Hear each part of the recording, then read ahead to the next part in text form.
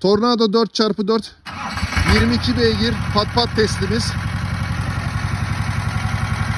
Elektrikli römork çift şasi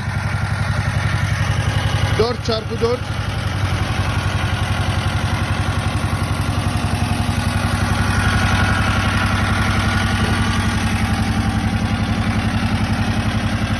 amortisörlü